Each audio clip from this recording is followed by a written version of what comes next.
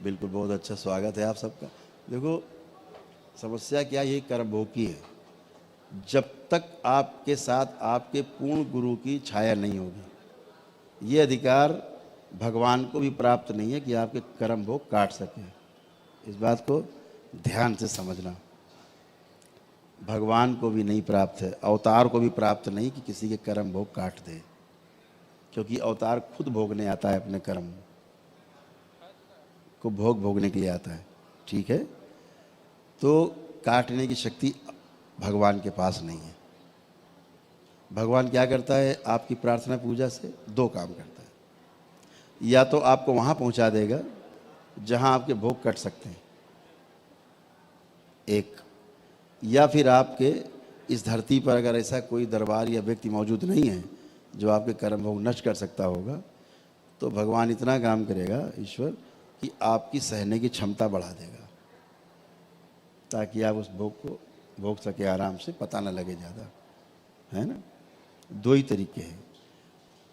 तो अगर अब कर्म भोग काटने के लिए गुरु बैठा हुआ है, पूर्ण गुरु हमारे गुरुदेव विराजमान है, पूर्ण है, तो ये अधिकार सिर्फ पूर्ण गुरु को प्राप्त है कि किसी के भी कर्म भोग को जला के राख कर सकता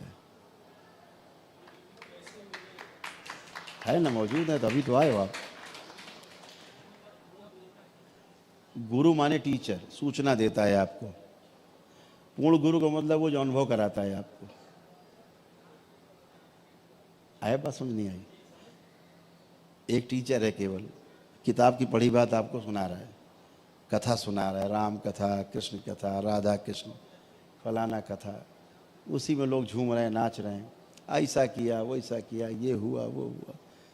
ये कथा सुनाने वाले गुरु मान लीजिए आप उन्हें, मार्गदर्शक, टीचर मान लीजिए। लेकिन जो आपको अनुभव कराता है, जिंदा रहने के जो गुण हैं, जो सिखाए वो गुरु, और जो जीना सिखाए वो पूर्ण गुरु। तो अभी जीना नहीं सीख पा रहा आदमी।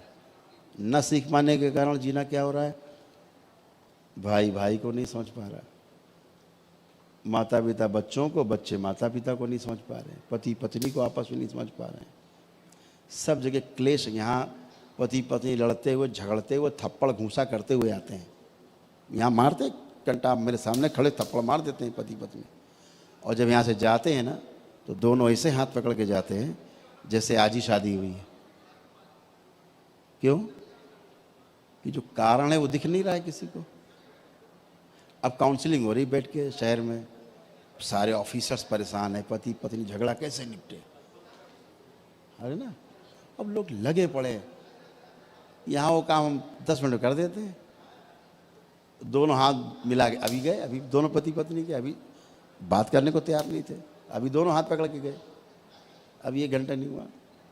तो ये समस्या जो है, आप करते नहीं, समझाते। किसको समझा रहे हैं आप? जिसको समझा रहे हैं वो तो पैर के अंगूठे में बंधा बैठा है, सुन रहा है, कर कुछ कर सकता नहीं है। और जिसको समझा रहे हैं वही हरकत कर रहा है।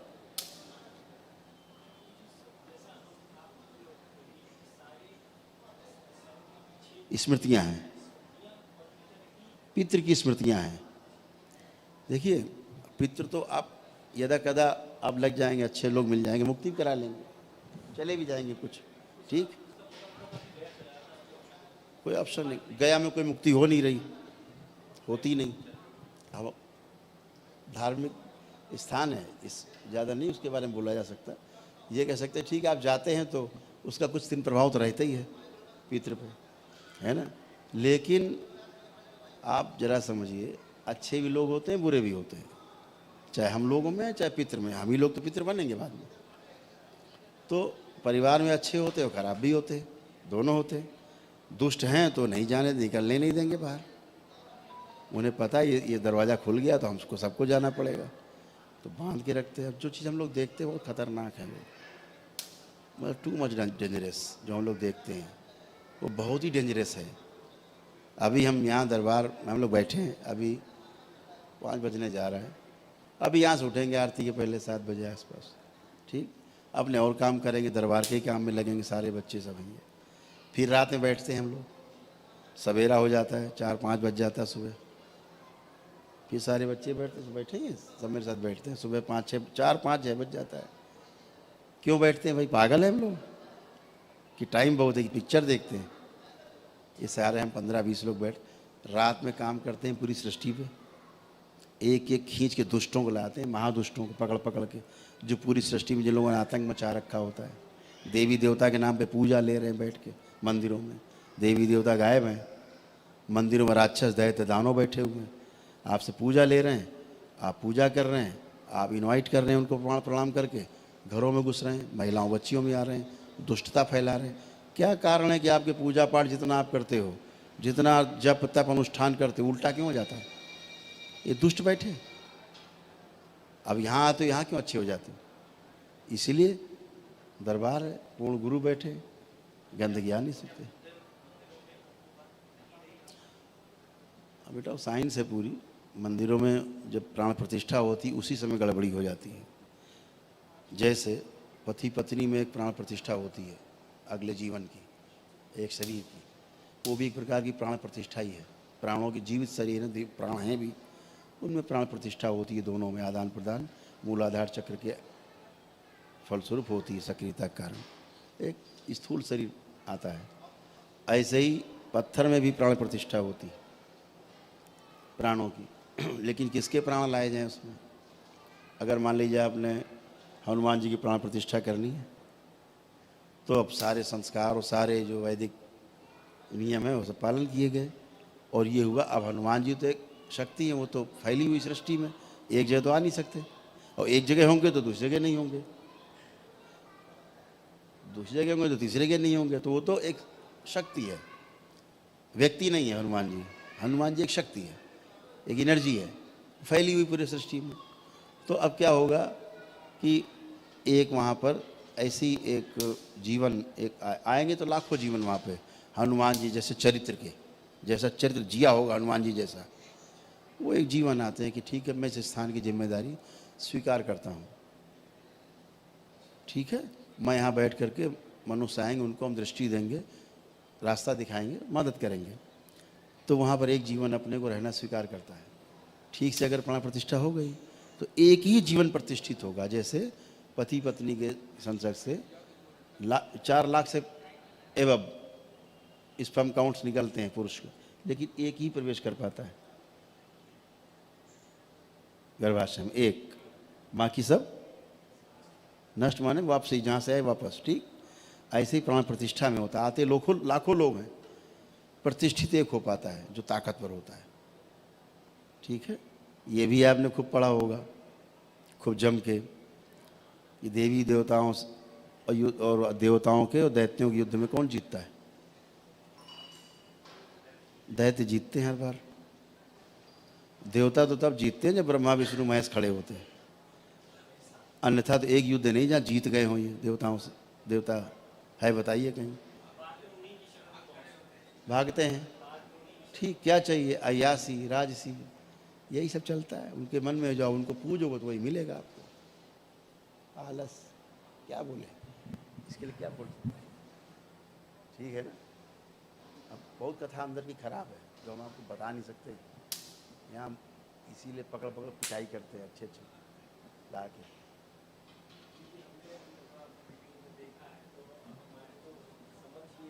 अब आगे क्या हुआ सुन लो, 4 लाइन रह गई।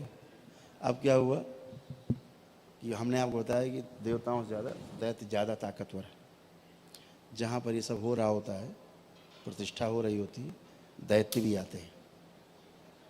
आप जब भागवत कथा होती है तो देव पुरुष भी आते हैं और दैत्य भी आते हैं। दोनों, एक काला झंडा लगता है, देखा होगा, और एक लाल झंडा लगाया जाता है, छोटा सा लगाते हैं ना, दैत्यों के लिए, असुरों के लिए, और एक देवताओं के लिए। क्योंकि दोनों हैं तो कश्यप की संतान है, दोनों ही आएंगे। अब यहाँ पे दैत्य ताकतवर आ गया तो उसने 4 लात मारी एक को, जिसका वहाँ पे प्राण प्रतिष्ठा होने जा रही, और खुद बैठ गया दैत्य। अब आपको तो दिख नहीं रहा है किसकी प्रतिष्ठा हो गई, अब दैत्य की प्रतिष्ठा हो गई, बंध गया मूर्ति से। अब करो दैत्य की पूजा, मूर्ति हनुमान जी की, करो पूजा दैत्य की।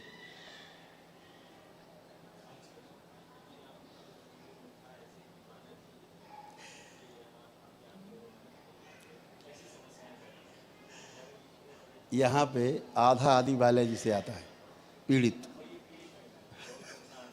और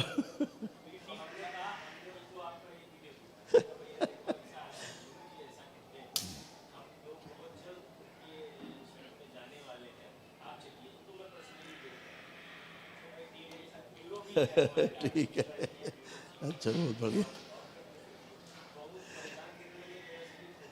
ऐसा अब हम जितने लोग आते हैं, हनुमान जी तो एक मतलब महाबली, हनुमान जी से ज़्यादा बल है ही नहीं किसी में, बलशाली हैं, अष्ट सिद्धि नौ निधि के दाता।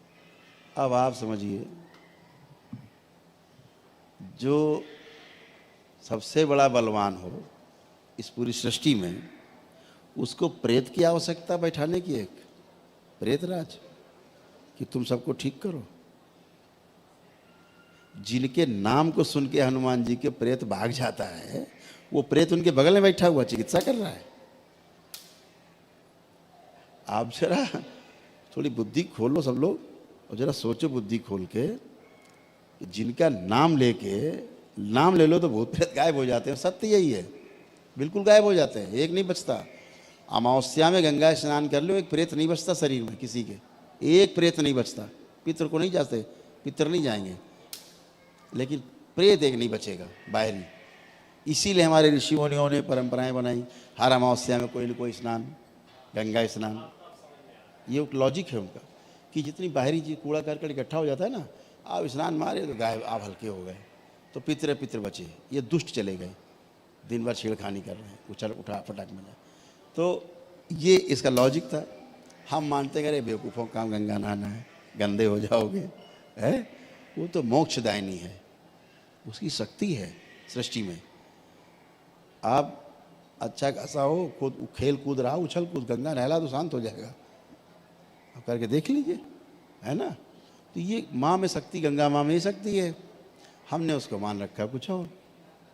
ठीक है, तो अभी क्या कि हमने तमाम चीज़ों को ऐसे कुछ मान रखा है कि ये मूर्ति जो है दुर्गा जी की है, जिसमें दुर्गा जी हैं, दिखता है नहीं। और दिन भर देखते कौन बैठा, दुष्ट बैठे। यहाँ तो हाल बहुत बुरा, अब इसको बोल नहीं सकते हम सार्वजनिक, बड़ी बड़ी शक्तिपीठों के हाल बहुत बुरे हैं।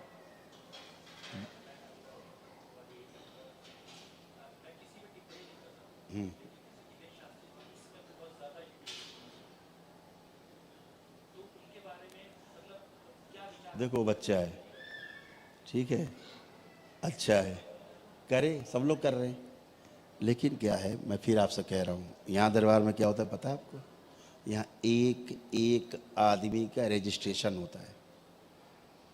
जब आप यहाँ आएंगे चिकित्सा के लिए, तो पहले बाहर आपका रजिस्ट्रेशन होगा, RFID आपका कार्ड बनेगा, जो भी पैसा देंगे नंबर 1 में वहाँ जमा होगा, उसका दरबार टैक्स पे करता है नंबर 1 में, समझ रहे हैं, इनकम टैक्स पे करता है, GST देते हैं एक एक चीज़ की। अगर यहाँ एक जनेऊ भी लेते हैं आप ना, उसका भी टैक्स दरबार देता है। कमर में धागा बांधते हैं ना, उस तक का टैक्स दरबार देता है, समझ रहे हैं।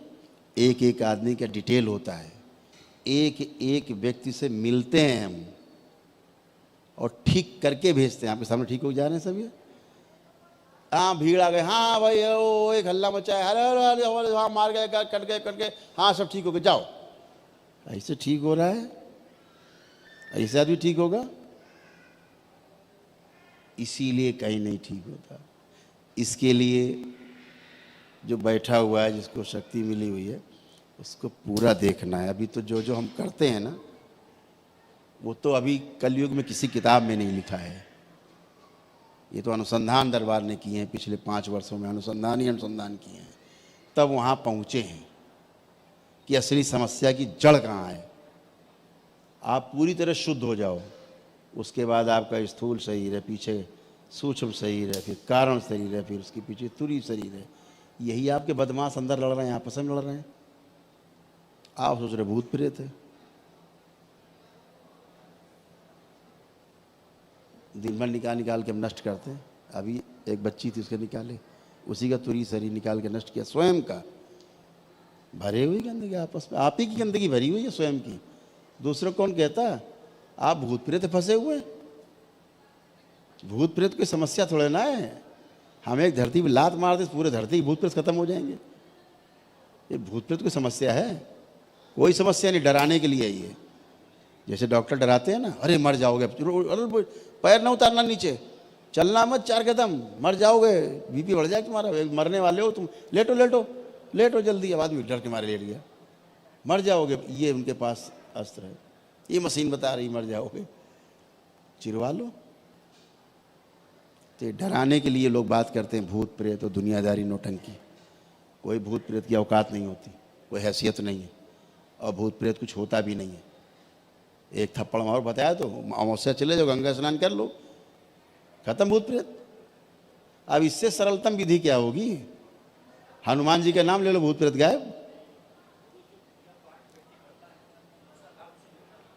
बिल्कुल, अरे पूजा पाठ से ही तो ठीक हो रहे हैं, हम कर क्या रहे हैं इनके साथ? हम तो कुछ भी नहीं कर रहे, वो तो 25 फीट दूर हमसे खड़े हैं सब लोग।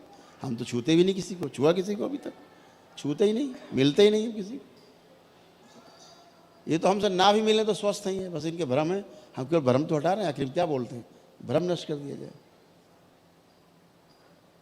इतने भ्रम में रहे हैं ये भयंकर। वो सूजन के कारण ब्रेन बहुत करामाती है। तो ये सब चीज़ें खत्म हो चुकी हैं। ये लोग जो आते वैदिक परंपरा का निर्वहन करके ही आते हैं, इसीलिए स्वस्थ होते हैं। ले आइए, अब कोई भी ले आई, देखो स्वस्थ होता नहीं होता, ले आओ। हाँ? इसी से ही सिर्फ ठीक होता है आदमी, सिर्फ इसी से। यहाँ क्या समझ रहे हैं, यहाँ सब सर्जरी करा के बैठे हैं सूक्ष्म, इसलिए ठीक है। किसी की स्पाइन टेढ़ी है, किसी की गर्दन टेढ़ी है, किसी की टांग टेढ़ी है, किसी को घुटना नहीं। जैसे ही बच्चा ही ऊपर से गिर गया, ये इनके फ्रैक्चर थे, हैं, इनको पकड़ के चला जाए, आए अपने आप दौड़ने लगे। अब ले फ्रैक्चर आदमी मेरे सामने, ठीक है। तो कैसे होगा? आपकी वैदिक परंपराओं का निर्वहन न कर पाने के कारण आपके सामने समस्याएं खड़ी हुई हैं। इनको पालन कर लीजिए, कोई समस्या नहीं है, आप अच्छे हैं। यही तो समस्या पैदा हो गई, हम लोगों ने उसको दकियानूसी मान लिया। और समस्याओं की जड़ स्मृतियां हैं, स्मृति रहेगी तब तक आप ठीक नहीं होंगे। स्मृति रहेगी, और वो स्मृति इतने गहरे में रहती है, आपको लगता है कि आप खुद कुछ बोल रहे हो, खुद कर रहे हो, आप होते नहीं हो। आपने हमारे सुने होंगे जो हमने बताए भगवान परशुराम वाले किस्से, कि आज जिस कैरेक्टर की पूजा घर घर में होनी चाहिए थी, घर घर मूर्ति होनी चाहिए जिसकी, वो भगवान परशुराम है। आज उनको खलनायक बना दिया लोगों ने। एक को देखे छत्रियों में संहार कर दिया। अरे बेवकूफ़ आदमी, वो संहार कैसे कर सकते? कर ही नहीं सकते। एक संत संहार कैसे कर सकता है, आप बताओ? हम आपसे कहें कि आप एक आदमी मार दो, मेरे साथ मार सकते हैं आप? नहीं। वो तो सब इस संसार में, सृष्टि में भगवान भोलेनाथ के सब भक्त हैं, एक ही शिष्य हुआ, उसका नाम भगवान परशुराम। और उसको ऐसा खलनायक बनाया, जमदग्नि ऋषि की एक स्मृति ने, पिता की स्मृति ने उनको खलनायक बना दिया। बदला लेने की स्मृति चिपक गई। पितृ मुक्ति तो कर दी उन्होंने, परशुराम जी ने, स्मृति नहीं गई। 21 बार संहार किया उन्होंने। और जब हनुमान जी का युद्ध हुआ उनका रोकने के लिए, हनुमान जी ने देखा कि अरे भैया तो जमदग्नि ऋषि की स्मृति चिपक गई है, वो हत्या करा रही है। तो पितृलोक गए, कथा है, उनको लेके आए और ला करके उनकी स्मृतियाँ कहाँ अपनी ले जाओ, स्मृति ले गए। पूरी पढ़ी विष्णु पुराण, कथा पूरी है, रामानंद सागर सीरियल देखिए, पूरा है, बना हुआ है। फिर वो ले गए सारी गंदगी, तब उनको होश आया, 2 आंसू गिरे परशुराम जी के। तब उनको बताया गया तुमने हत्याएं की। बोले हमने तो की नहीं। तो की तो भोगा किसने? परशुराम जी ने। एक स्मृति इन्होंने खलनायक बना दिया उन्हें। अंत में क्या हुआ? फिर सबका पिंडदान किया उन्होंने, सबको मुक्ति दिलाई जितनी हत्याएं की थी उन्होंने। ये कोई नहीं दिखाएगा कि उन्होंने उसके बाद क्या किया, कि पश्चाताप किया और सबको किया, सबको पिंडदान किया, सबकी मुक्ति कराई जितनी हत्याएं की थी उन्होंने। ये कोई नहीं दिखा रहा, बस हत्या कर डाली सबकी उन्होंने। ये पढ़ा रहे हैं। असली बात नहीं पढ़ा रहे, उसका कैरेक्टर पूरा नहीं दिखा रहे। ऐसे जब भगवान परशुराम नहीं बचे तो साधारण आदमी की क्या भी साथ है, स्मृति से बच जाएगा? नहीं, तो स्मृतियों का खेल है। खुश। हाँ हाँ, खूब आओ यार, कोई प्रश्न करो, तुम बहुत अच्छा है। नहीं, आराम आराम से अलग